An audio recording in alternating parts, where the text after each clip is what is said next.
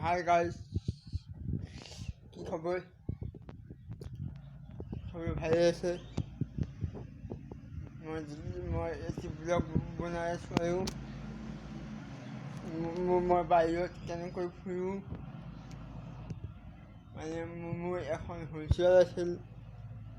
হুইলচেয়াৰখনৰ এতিয়া অৱস্থাই নাই। সেইখনতে মই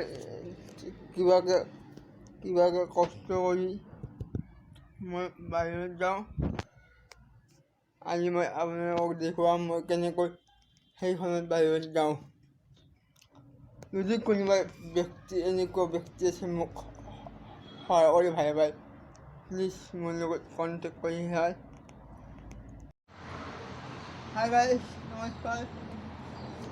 মই আপোনালোকক কৈছিলোঁ যে মই কেনেকৈ হুইলচেয়াৰখন চলাওঁ। আজি মই আপোনালোকক দেখুৱাম। হুইলচেয়াৰৰ অৱস্থাই নাই। এইখনতে ফুৰি আজি মই কিমান বছৰ পাৰ কৰিলোঁ তাৰ কোনো হিচাপ নাই। মই এতিয়া হুইলচেয়াৰখন কেনেকৈ চলাই আছোঁ এইটো দেখুৱাই আছোঁ আপোনালোকক।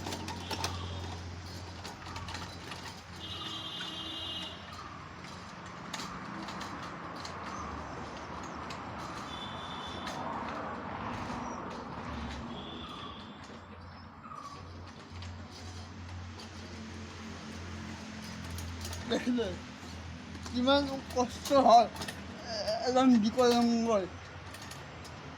মই দৰে কিমান বিকলাংগ আছে।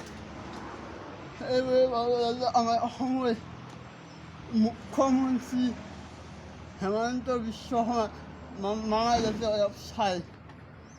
প্লিজ মামা, আপুনি চাওক এবাৰ এই ভিডিঅ'টো।